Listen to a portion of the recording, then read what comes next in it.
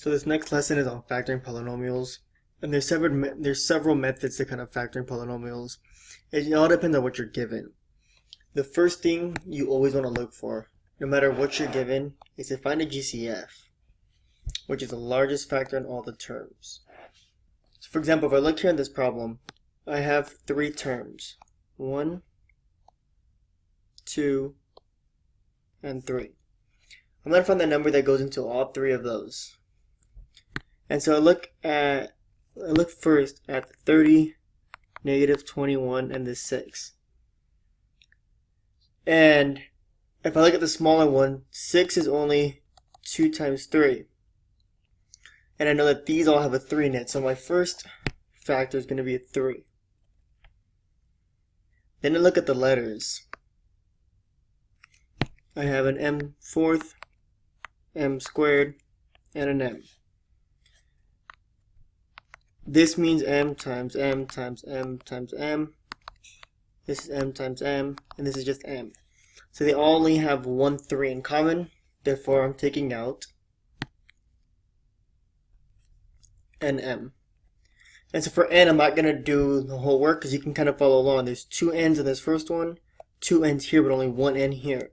So all I can take out is 1 n. Then whatever's left, for example, 30 divided by this, or 30 divided by 3 would give you 10. And there's still m cubed left and n. Minus 21 by 3 is 7. There's still 1 m and 1 n left. And then plus 6 divided by 3 is 2, and there's nothing left except for that. So that is your GCF. The next thing we want to look for is factoring trinomials. That's when you have 3 terms, kind of in the form of ax squared plus bx plus c. And we're just going to kind of use a super x. You may have seen it in IM 2. So here's the first example, and this is where an a equals 1, so there's nothing here, it's just a 1. So in this problem here, you have your a equal to 1, your b is a negative 11, and your c is a negative 12. Notice that I'm not saying my a is 1x squared. It's only the number in front, only your coefficient. So then if I plug it in, on top I get a times c, so 1 times negative 12 is negative 12. On the bottom is b, which is a negative 11. Then ax here, and ax just means you have your a, which is 1, and you add an x. And so now my job is to find out what numbers go here. 2 numbers that multiply to give me negative 12, but add to give me a negative 11. Those 2 numbers are negative 12 and 1. I look to see if I have anything I can reduce here, and I don't. So those 2 are my answers. I write them down as 1x minus 12 and 1x plus 1. However, these 1s aren't needed, so I'm just going to erase them. And this is your answer. But we also have it when my a does not equal 1. For example, right here. So now my a equals 50, my b equals a negative 60, and my c equals 18. However, if you recall from the beginning, I said the first thing you should always look for is always look for a GCF. That's going to help me make these numbers actually smaller. So let's go back. So if you look at 50, 60, and 18, I know I can take out a 2. And I'll be left with 25x squared minus 30x plus 9. Now that seems a little bit easier. So I know my a is 25, my b is a negative 30, and my c is 9. So super x, a times c on top, 225 on top, negative 30 on the bottom. Ax would be 25x and 25x. 2 numbers that multiply to 225 and add to a negative 30. That's going to take some guessing and checking. For example, if you divide 225 by 5, you get 45, but there's no way that 5 and 45 can make a negative 30. But if you keep trying, you end up getting 15 and 15. However, we got to add them to be negative 30, so these are both going to be negative, because two negatives multiply to give me a positive. Then,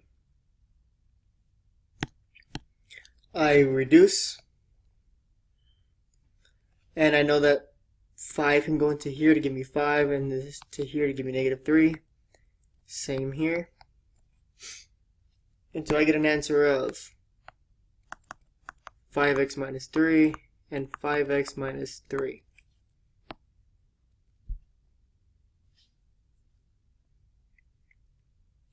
The next is factor by grouping when you have 4 terms. That's going to be important. So when you have 4 terms and you factor by grouping, you're grouping these first 2 terms, and then you're grouping these next 2 terms.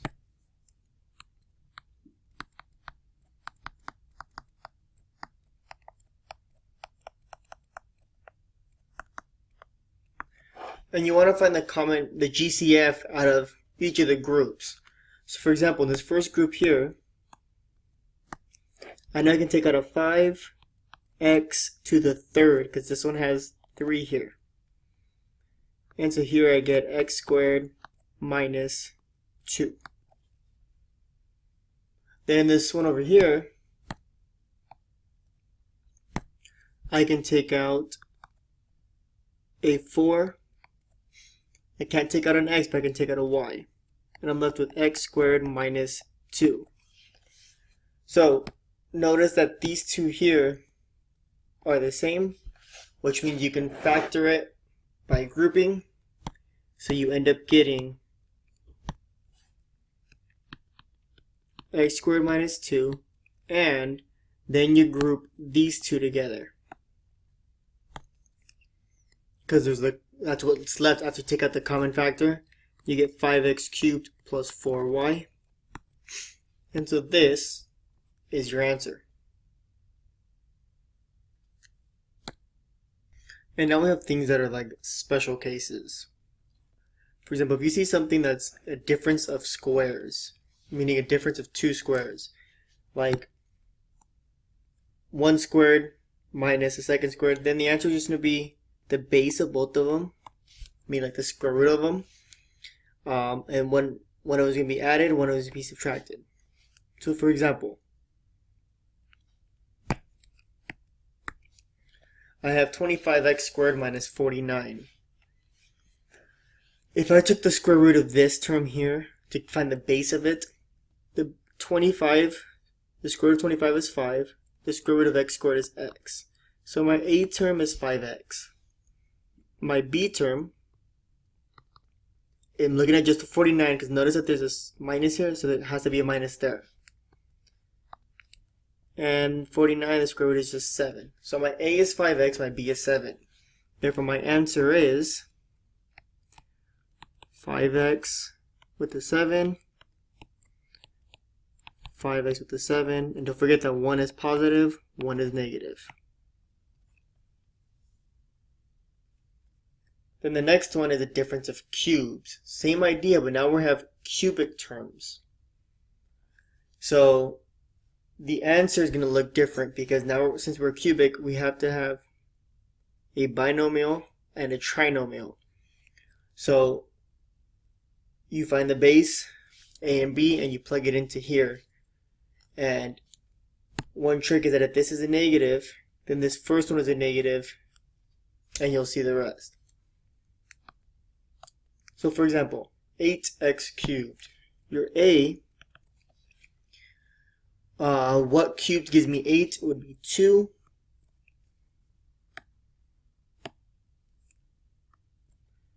And x cubed would just be the x. Then your b term, 125, is just 5. And y cubed is just y. So then my answer is a minus b, so 2x minus 5y. A squared, so 2x squared will give me 4x squared plus a times b. So 2x times 5y would give me 10xy. And b squared, so 5y squared would give me plus 25y squared.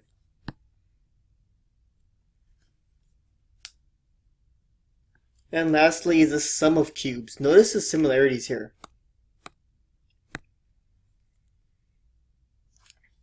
A cubed, b cubed, a cubed, b cubed.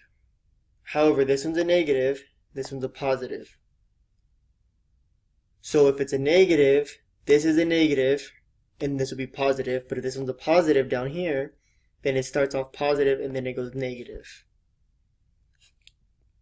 But same idea. So I give you the same number except I made it positive. So my A is 2x, my B is 5y. So I get 2x plus 5y.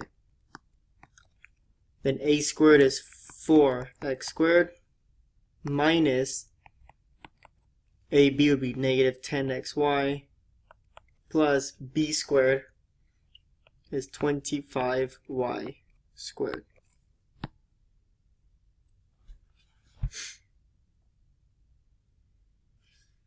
Now let's look at a couple problems for practice. I'm going to go through one at a time. So this problem is going to have a lot of steps. And the first thing I'm going to look at is that it has 4 terms. I'm going to do grouping. I'm going to group this. And I'm going to group this with a little plus sign in between. In the first term, I can take out a 3x squared, so I'm left with x plus 2. The second term, I can take out a negative 75, so I'm left with x plus 2. These match as needed, so I combine these, and I get 3x squared minus 75, and an x plus 2. But now this first term here can actually have some work done to it. And the first step that can be done is take out a GCF of a 3. So I get left with this. And there's still one more step in here. Think about what it's called. And it is known as the difference of squares. So this will become x minus 5 and x plus 5. Nothing else can be factored, so this is my final answer. So once again, this had a lot of it. It had grouping, then I had GCF, and then I had difference of squares. Next example. I see an x cubed, so I'm going to look for the sum of cubes. I know that I can have x plus, and 64 is the same as saying 4 cubed. So it's x plus 4, and then I get x squared minus 4x plus 16. Next example, look for GCF first, and I can take out a 2y from the GCF to leave me with x to the 18th minus 27. To go one step further, 27 is actually 3 cubed, and x to the 18th is x to the 6th cubed. So I have a difference of cubes, and that'll give me, bring down the 2y, x to the 6th minus 3, and x to the 12th plus 3x to the 6th plus 9. And the last example.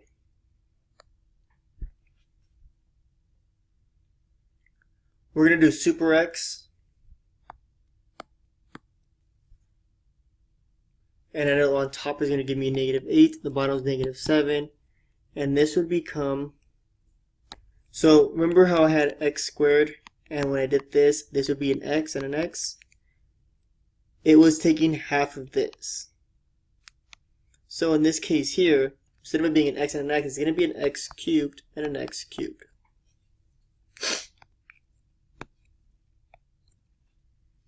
The two numbers that multiply to give me negative 8 but add to give me negative 7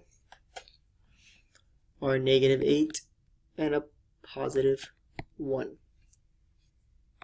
Bring this down.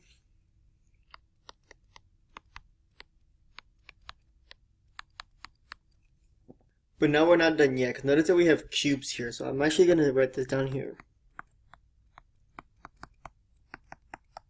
So this first term here is actually saying x cubed minus 2 cubed. But this term here is saying x cubed plus 1 cubed. So I have a difference of cubes here and a sum of cubes here. So in the difference, I get x minus 2, x squared plus 2x plus 4. And from the second one, I get x plus 1, x squared minus x plus 1. So this would be your final answer.